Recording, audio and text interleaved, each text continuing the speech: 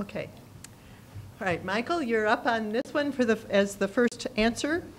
In the current political discussion, privatization of public services is often proposed as a way to cut costs. A couple of local examples are management of the golf courses and the new plans for handling our garbage. What is your view of the role for privatization in city services? In addition to the projected cost savings, what factors must be considered? I think when you're looking at privatization, one of the things you have to consider is the jobs that city staff does. An example that you mentioned was garbage pickup. We've probably, if we've been around long enough, all remember hearing stories of cities where garbage workers have gone on strike. Luckily in Wisconsin, that's not an issue. But what happens if we have a quality of life issue, such as our garbage pickup, contracted out to a third party, and that party goes bankrupt? Having worked for Rock County, have seen contracts where we outsource various items, and those contract terms come up for discussion, and the quality of service that can be offered to people is not there. So one of the concerns that I would have would be, is that the right decision to maintain the quality of life in Janesville? Thank you. Okay, thank you. And Kathy? I can certainly understand the concern of privatization, and I think, first of all, I think regardless, it should be fair treatment across the board. And when I talk about privatization, what I look at is within the city itself, if there is a skill set that the city is not capable or does not have the specialty, I should say, to provide that service, then I think we need to look outside, and potentially we need to be able to compete within the private sector. But if we have the skill sets in-house, then certainly I think it's important that we keep those jobs within the public sector. But I think that ultimately, at the end of the day, what we're really looking at is that there's fair treatment of workers, and that when we look at the topic of privatization, you look at the potential for attrition of workers, and I guess I'll leave it at that. Okay, thank you, Kathy. And Jim, your view on privatization in city services? I'm not in favor of privatization. I really have a concern with the level of services we would get by farming out jobs. Yes, there have been successes with privatization in other cities. A lot of these cities, the reason they went to privatization because they had either inefficient services or costly services or a lack of skilled people. That doesn't exist in Janesville. I have a lot of qualms about going in that direction. And yes, there is some potential maybe in contracting out a few things, but in general, I don't think that's a panacea for the city of Janesville. We have good services in this community, and I don't see farming those out to private companies at all. All right, thank you. And Matthew, your views? You know, part of the question, do you support privatizing the golf courses? Absolutely. I don't feel the city of Janesville should be in the business of running a golf course. Hopefully when the economy turns around, we can send that out to bid, and it can be a revenue generator for us. Is that going to happen today, tomorrow? Most likely not. As far as garbage pickup, I feel it's our responsibility to do due diligence. If we can't effectively provide a service at a reasonable cost to a taxpayer, which is why we're here to be an advocate for the taxpayer. I would hope if we ever had the opportunity to look at it that we found out that our city is efficient in how we handle our garbage pickup, and it's not worthwhile. That's the ultimate goal. But if there's a significant cost savings, I think that's something we can't look past. Thank you. Okay, thank you, Matthew. And Bill? For the cost saving, yes, I can see going to privatization. Now, everybody does not know. I do have two sons that are firefighters. They are volunteer firefighters. One of them works in the oil field. He is also paid, it's called a dual thing. He is a lieutenant. They hired a captain from Illinois to come up there. Down in Cortez, Colorado, this captain is there all 4 days. My son is the lieutenant.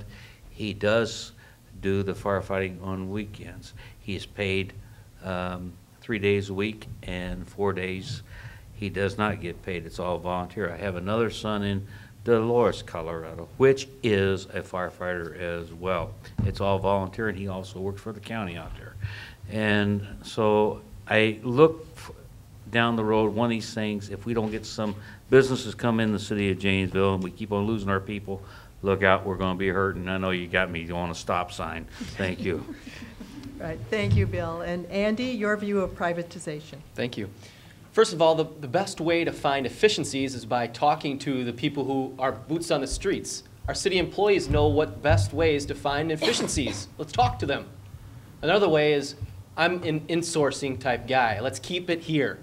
So therefore, I am against privatization. Thank you.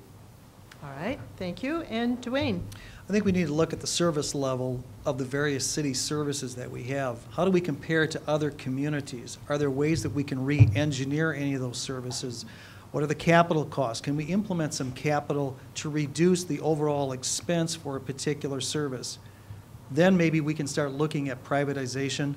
But really, let's look at and spend most of our time creating jobs for our community. If we focus our time and our effort to eliminate the barriers for job creation, then we have a much better chance to create those jobs, to pay those taxes, and this isn't an issue. Thank you. Okay, thank you, Dwayne. And Angela? I do not support privatization. Privatization is purely profit-driven. You end up with, studies have shown, and it's been proven time and time again, the levels of the quality, the level of the quality of services that are being provided by the contracted agency are not ever guaranteed, and there's a lot of times a decline in that. Studies have also shown there's very limited savings attached to privatization of these entities. As somebody that has, as a taxpayer, and as all of you are as well, is we have to be concerned about the transparency that's involved in these contracts. When you engage in contracts with a private entity, yeah, you pay them a lump sum, but how is that tax dollars being spent? So it's a transparency issue that is also there.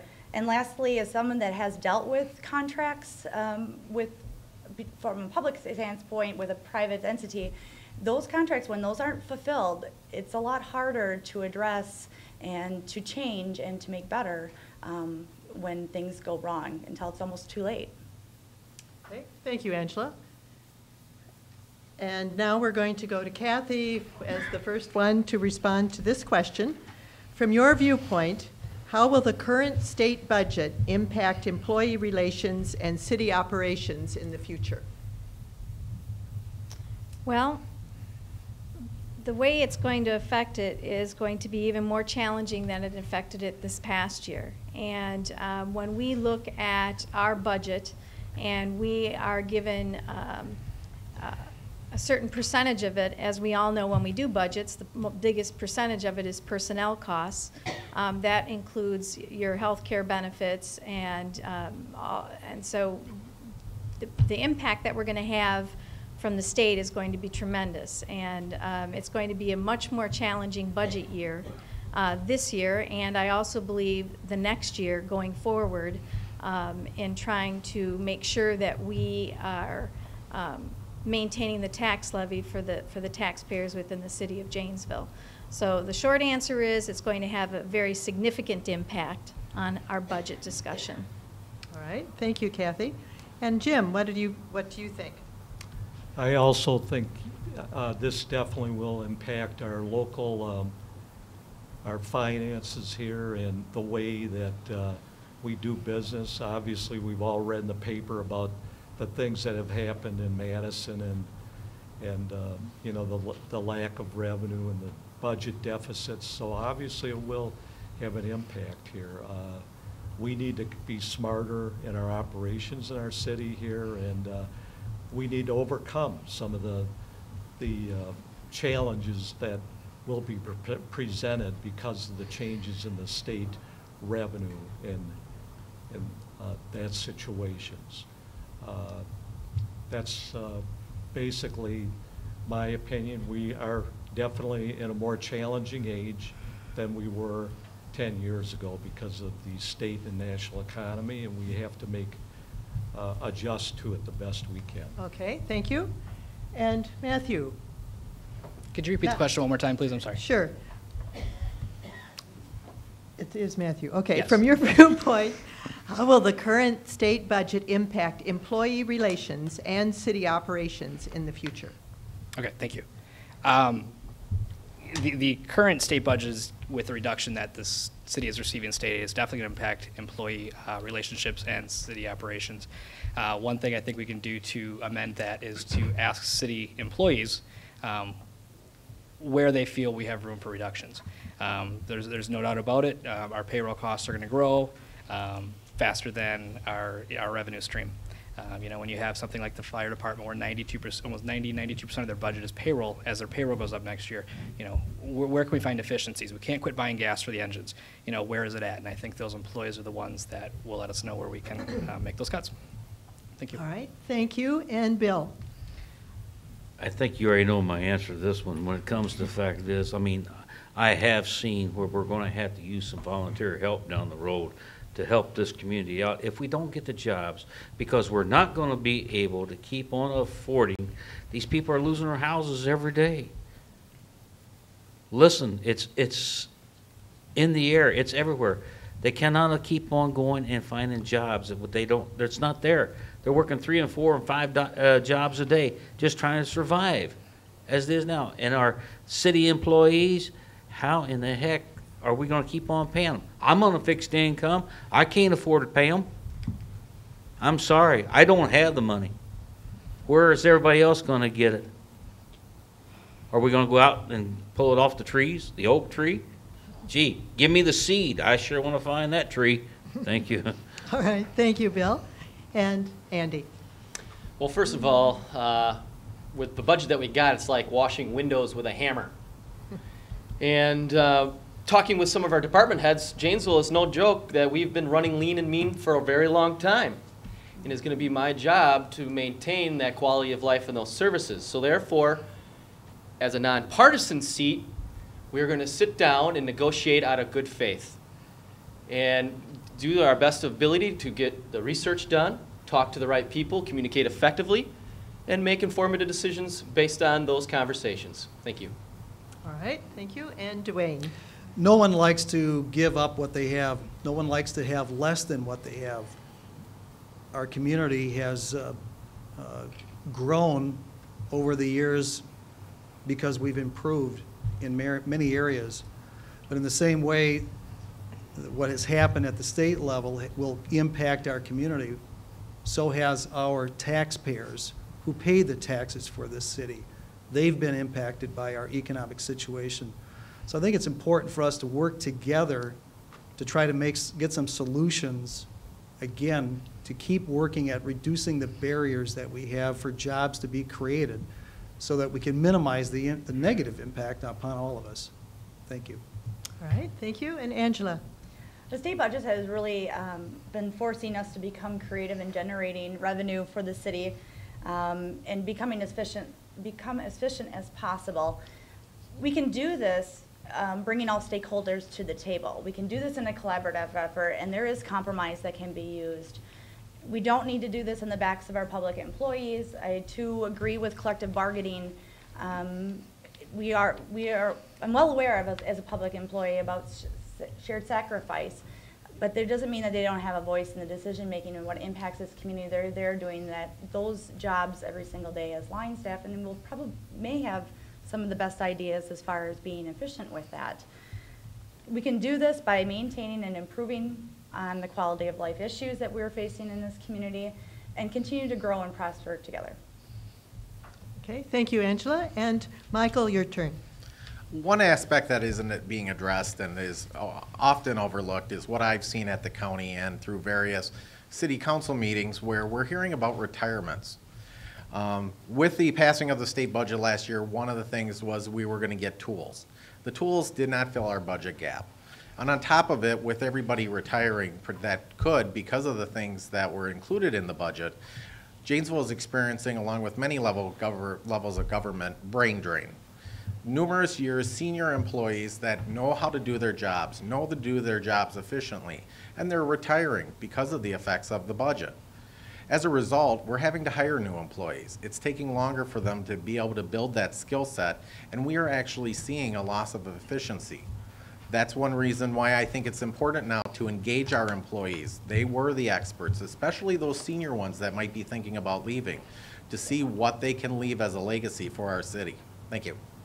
Thank you, Michael. And we're going to go on to, no, Kathy, you get a turn, don't you? I started. You started, so let's go down to Jim for the next one. Okay. Okay, from your viewpoint, Jim, what are the advantages and disadvantages of the nonpartisan status for city council members? This was alluded to a little bit just a minute ago, but what's your view of that status? I basically support the idea of the city council being a nonpartisan body.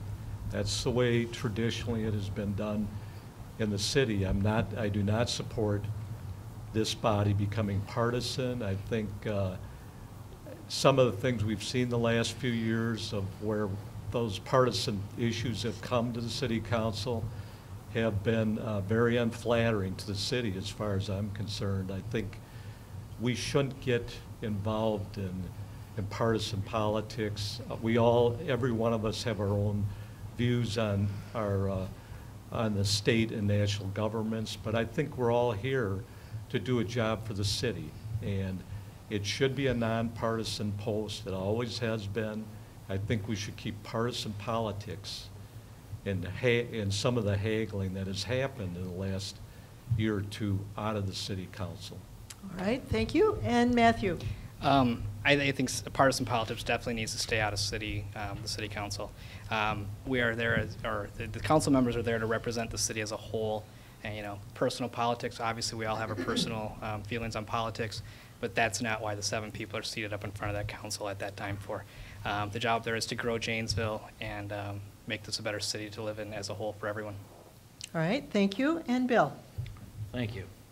As an independent, believe it or not, this partisan thing needs to quit, and quit now upon our city council, as well as throughout the city of Janesville. All council members should be able to call all parties instead of ignoring their telephone calls, even though they don't have computers, which has been going on. I have been told several different people have refused to even call these people back because either a Democrat or a Republican. So far as I'm considered, if you're a Democrat or a Republican or an independent, I don't care. This is this community. It's our community. We all live here. We all pay our property taxes. We are the stewards of our community. We all deserve the rights as a homeowner, property owner, or whatever in this community. You must listen to every every citizen in the community. Thank you. Okay, thank you, Bill. And Andy, your view? Well, as I alluded to earlier in my answer, I am in favor of a nonpartisan seat. I think that without agendas coming in, that it is imperative that we do what is in best right from the other person's point of view. And the way we do that is we roll up our sleeves, we do the research, we communicate effectively, we're open-minded, and therefore we don't make our decisions being influenced by outside partisan politics. So therefore, it is imperative that we take this nonpartisan view for the best interest of a community as a whole, because everybody is a part of the community, is working together for the common good to move forward. All right, and thank you. And Dwayne? A love for the city of Janesville should not carry an R or a D behind our name. The residents in our city want to hire, by electing 7 individuals to make solutions and arrive at solutions to make the quality of life as best as possible for this community and deliver those services at the most efficient way that we can. That's our job. The political discussions are necessary, but not on a city level. They're to be held at a state and a federal level. Thank you. Okay, thank you. And Angela?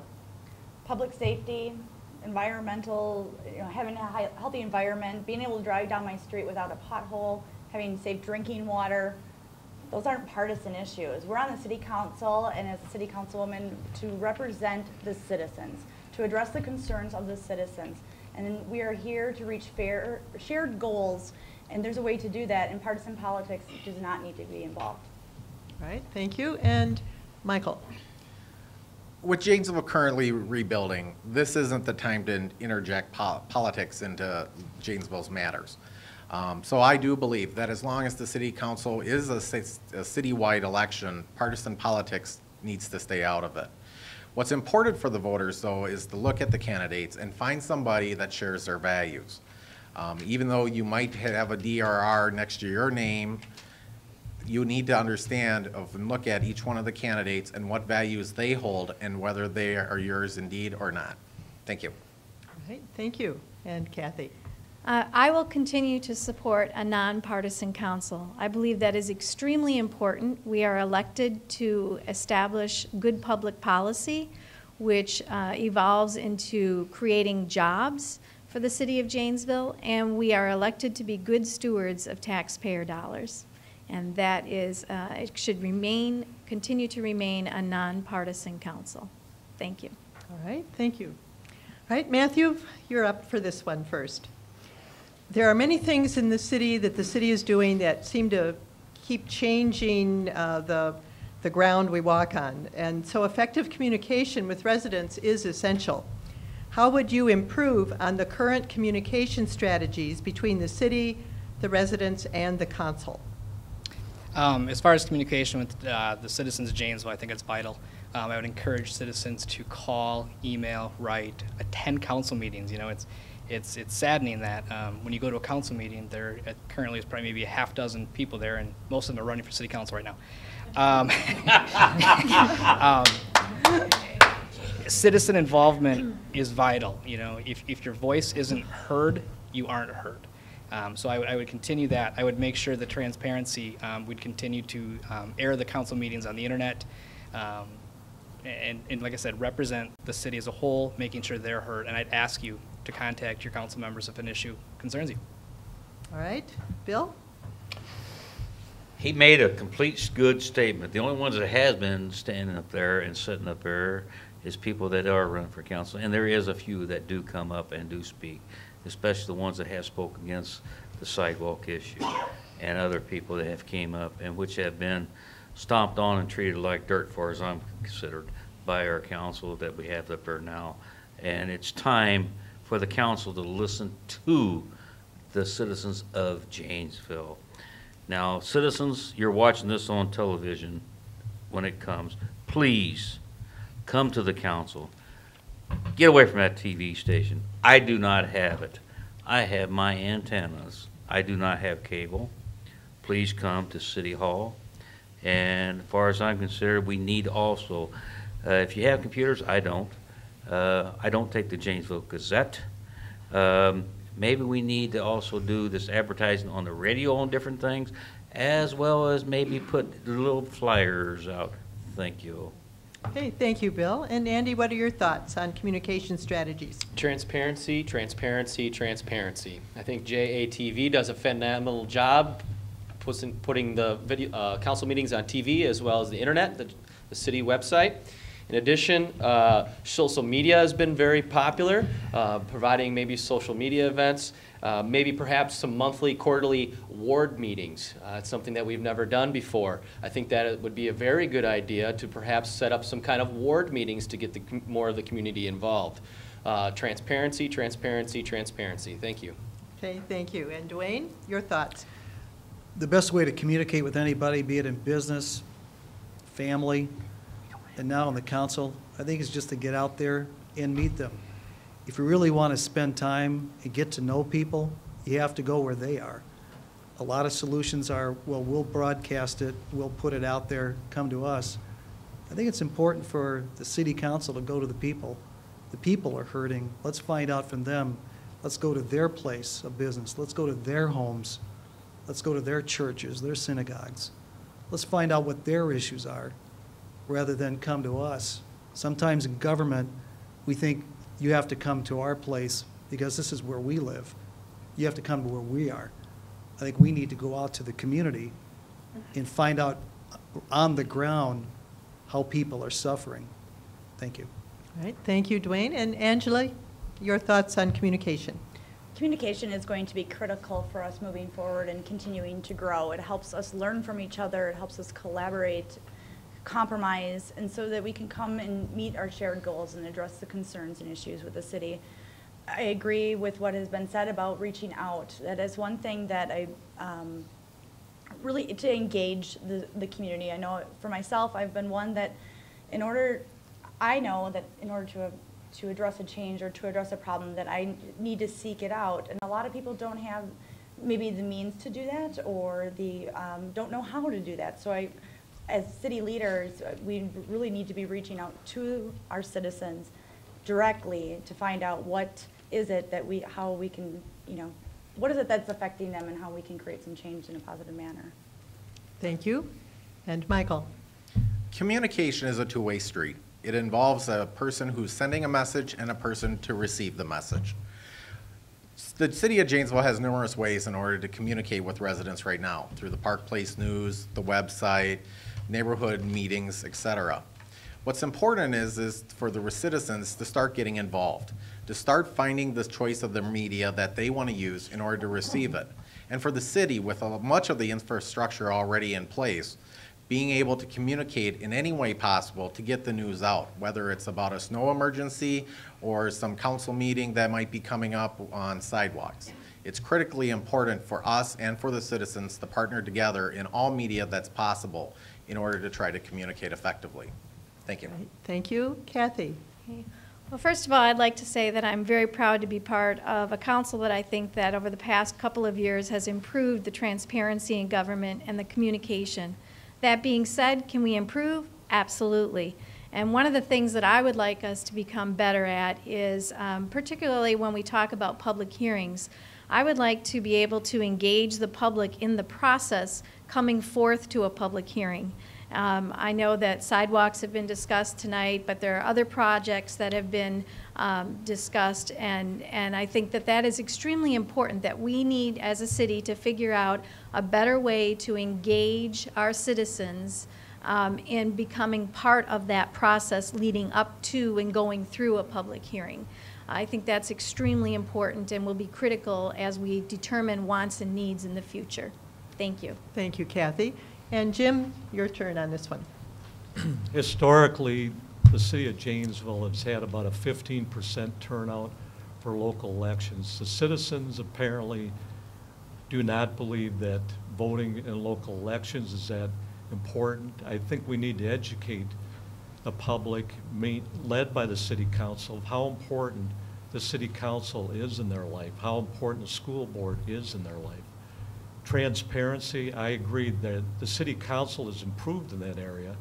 However, the shine, I don't want to keep beating the shine thing to death, but there was no open hearing on that.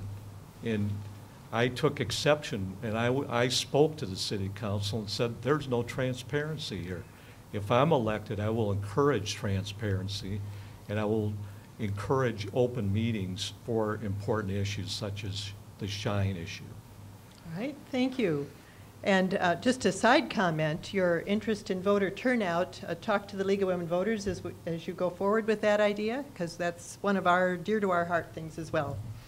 All right, there are an increasing number of working poor, unemployed, and homeless adults and children in our city. What do you believe is the city's role in addressing this issue? And if you were in charge, what would you propose? So, Bill, you get to start with this one. Well, here coming next week, we have been invited to another, same thing we're doing here tonight. I asked for a issue to be brought up of everybody bring some food so we can donate to either Salvation Army or ECHO. Right now we're having a lot of kids in this community that are living with friends and neighbors just to finish high school. And where they go after that, I would like to see them stay in the city of Janesville because we're going to need workers here. Hopefully they will stay and find a home, find a job first of all, find a place to get a job. This is our main issue. We don't have a place for our young kids to go to work. I have 5 kids of my own and a stepson. Luckily, I only have 2 around this area. The rest of them are in Colorado, because there's no jobs. Okay, thank you. And Andy, how does the city deal with this issue? The city should take some lessons from our nonprofit organizations like the United Way. Being involved with the United Way, I've learned that there's a lot of basic needs that our children need. I believe there's about 250 plus homeless children, and there's projects like the 1649 Project and other kinds of nonprofit organizations that are available to our community to help get our youth back on top and their families. So I will be doing my best interest as a city council representative to work with our nonprofits in our community to do the right thing, to get people back on their feet and find homes for these people. I think that we can learn a lot from our community, and together we can make a difference. All right, thank you. And Dwayne, what about these folks who live in our city? Education for any issue is important if you want to increase the knowledge of a particular issue. So first, increased awareness to our community of the needs that we have in this community. Second, I think we need to continue to partner with faith-based organizations. I've started to work with the Gifts Ministry here in town, which is an outreach to the homeless men in our community. They're very good organizations that have that outreach, work with the school, the 1649 Club. There's a number of other entities that in our community that have these, that have an outreach to those in need. We need to partner better to work together to have a better result and hopefully provide a better opportunity for these folks to maybe get a home, get a sound living situation, and hopefully a job to provide for their family. Thank you. Thank you, Dwayne. Angela. This is a major concern that I face even every day in my career. I'm constantly, when I'm working with individuals, they're constantly juggling. I don't have a job. I don't have anywhere to live. I don't have an education.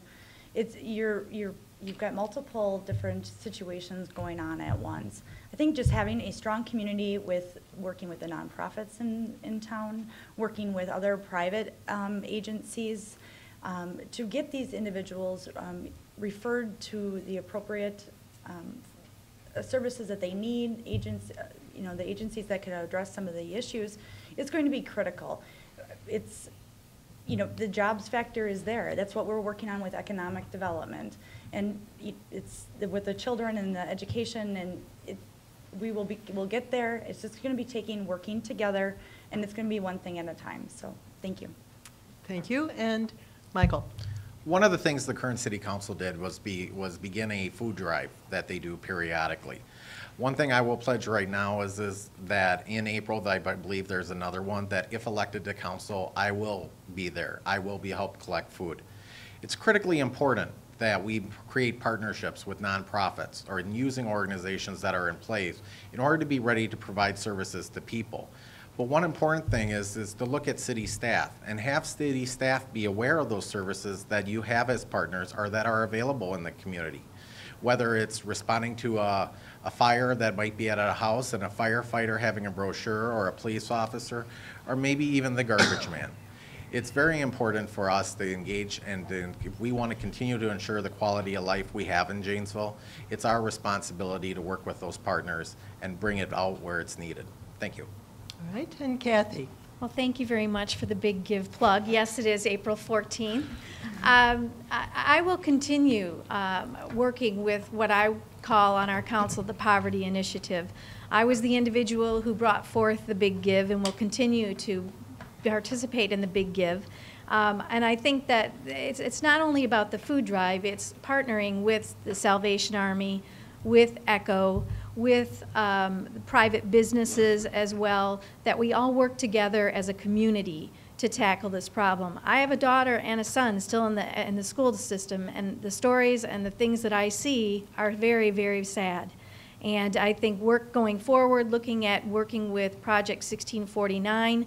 Also, I think neighborhood restoration is extremely critical as we look at, it may include blight elimination, it may include rehabilitation of homes, so we can get people into affordable homes, extremely important. So a poverty initiative going forward, or I should say, will continue to remain for me if I'm reelected to the council. Thank you. Thank you, Kathy. Jim, what would be your thoughts? One of the concerns that I have is, we have all seen, there's a fair amount of homelessness in this city. It's a continuing problem. I think other cities such as Madison have been more proactive in this issue. I would like to see some sort of brainstorming session between the city and profit agencies and churches perhaps to come up with some innovative ways to help people that are homeless. We can't just turn our backs and say this happened because of something they've done. But also I think education's important. That is the key thing to get out of a poverty state. I think the city could do more as far as maybe encouraging training and working with Blackhawk to improve people's job skills. Yeah, the working poor and poverty. I think the reality is we've now accepted that it's here. There is teenage homelessness in this town. You know, I've had employees over the years that when I've hired them, their main goal when they're done with work is to find whose couch they're sleeping on tonight. It's something I think as a council and as a city we need to embrace and encourage and empower any citizen group that is willing to step up and help find a solution. If there's if a shelter is proposed, we need to do what we can do to get through the red tape and get this open. I think the city's done a good job in accepting the fact that it's a reality, and where do we go from here is the next question. Thank you. All right. I apologize. That's okay. Okay, now we can wrap with the closing statements from the candidates. And Andy, I'll let you start this one. Me? Thank you. Well, yes. you Okay. Well, One first- minute. Okay. First of all, thank you, Kay, Women Leagues Voters, JATV. Thanks for having me tonight. Everybody else, thank you for being here. I'm a Janesvilleonian, however you want to say it. I was born and raised here. I came from a very fortunate family who provided the necessary things that, the quality of life that I'm here today and what you see. So Janesville, the characteristics of who I am is from all of Janesville and how I grew up. And I want to give that back. And I hope that you see my enthusiasm and my seriousness and my ability to be an effective communicator, do the right research to make informative decisions will encourage you to vote for me on April 3rd. So thank you very much. Have a great St. Patrick's Day, and we'll see all of you at the polls April 3rd. Thank you very much. All right, thank you, Andy. And Dwayne? Again, thank you to the League of Women Voters for this opportunity tonight. Janesville is at a crossroads in how we will address the financial issues of today. We need to identify, analyze, and implement financial changes that will have an immediate as well as a long-term impact for our city. Maintaining strong basic services of police, fire, and snow removal are crucial. We need to postpone well-meaning enhancement projects until our community and its financial condition is restored. Janesville's main issues are financial management. My 25 years of financial management experience allows me to analyze and work with the City Council to implement those needed changes. We need consistent, common-sense financial decisions to make our city great. I would appreciate your vote on April 3rd. Thank you. Thank you, Dwayne. And Angela? Thank you again to League of Women Voters, JATV, and thank you for Local Vision TV for being here as well this evening. This has been an incredible experience running for office. It makes me even more excited, even more energized, and probably even more optimistic of why I'm doing this and moving forward and wanting to be a leader for this community. I think if you look at my background as my education, my career, my involvement in the community, I think it will speak volumes. I know you've listened to me this evening, but I also would like to speak with you one-on-one. I encourage you to take some information from me regarding my contact information and would like to speak with you further. We're in tough times, but exciting times, and having a very positive voice for the citizens, I think we will move together and prosper. So vote Angela Smiley on April 3rd. All right, thank you, Angela. And Michael? Thank you to the League of Women Voters and JATV for putting on this forum. You've heard many issues that we've touched on tonight, and there's many more that'll be brought before the council. But one of the things you need to consider is who's going to be there for you. When you have a complaint about a city service, who's going to be able to listen? And more importantly, if you have a conflict, who has the values and stands on the issues that are important to you, that know that if you can't be there at a city council meeting to speak for yourself, who has those values that are important to you? As I indicated earlier, I have a degree in business management, so instinctively I think a lot of times about what is it for a business. I've written business plans in school, and I have an appreciation for those. I'm a normal guy. Haven't been the most eloquent person up here tonight. I have a wife, 2 kids, and 2 dogs. My father worked at GM. Many of you that are sitting there are saying, yeah, that's me. As a result, I went to Blackhawk Tech and I went to URock. Local schools are important to me, and I ask for your vote on April 3rd. All right, thank you. And Kathy? I too would like to thank the League of Women Voters, JATV, and Local Vision this evening. I would be honored if people would vote for me on April 3rd. I will continue to work what I would consider the platform of the citizens of Janesville, which is to create jobs. I will continue to challenge the city on looking on different tools, incentive tools that we can put in capturing these new jobs. I will continue diligently with neighborhood restoration as it relates to rehabbing homes, blight elimination. I'm very, very much involved in the poverty initiative. I think that's extremely important to continue not only the Big Give, but other initiatives going forward with Project 1649. And last but certainly not least, we have a great opportunity with downtown redevelopment as we're looking at the potential of the parking plaza.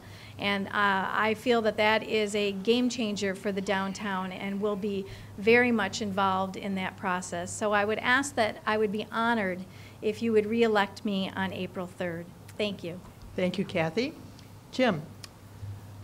Thank you to the League of Women Voters for providing this forum.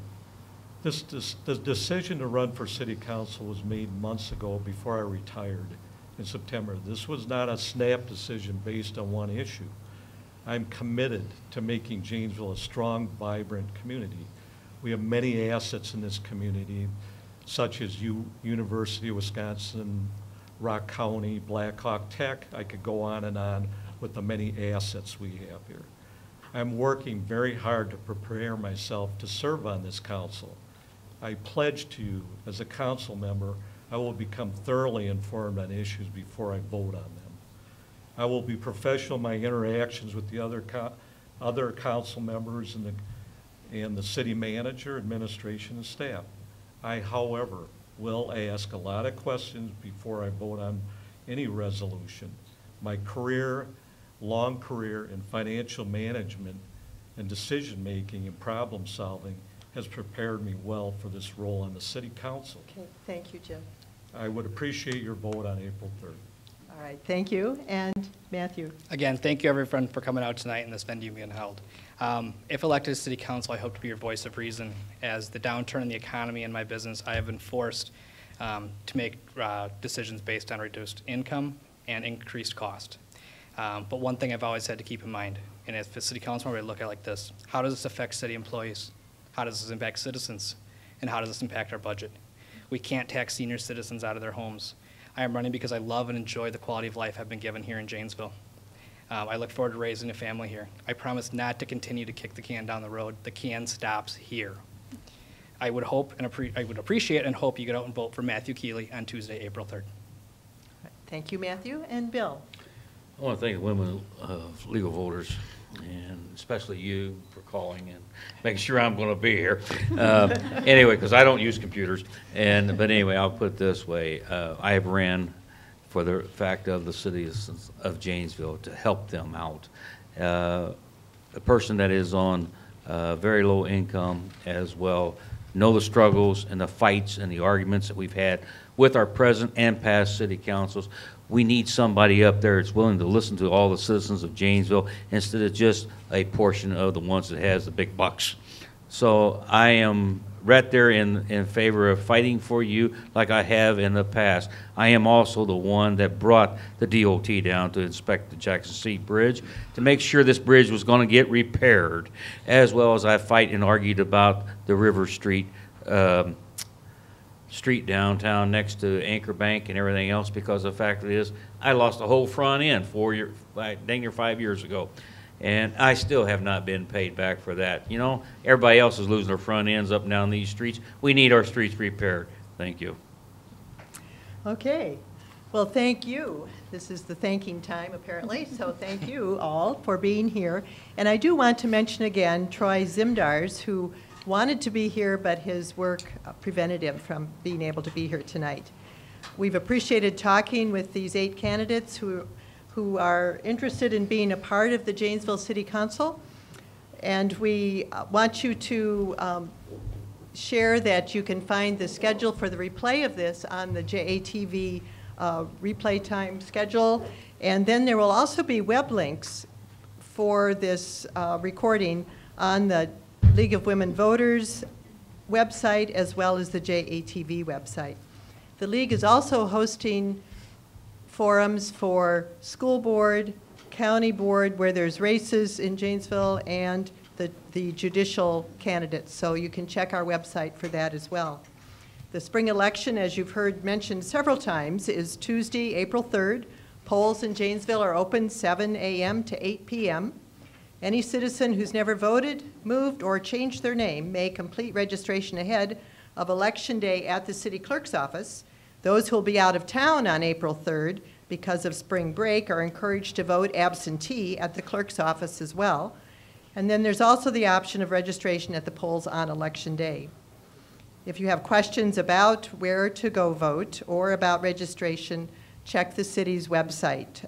For the clerk's office, they have a whole everything you want to know plus about elections. So I want to thank you again for your interest in this race and look forward to seeing you at our additional forums. Thank you for coming.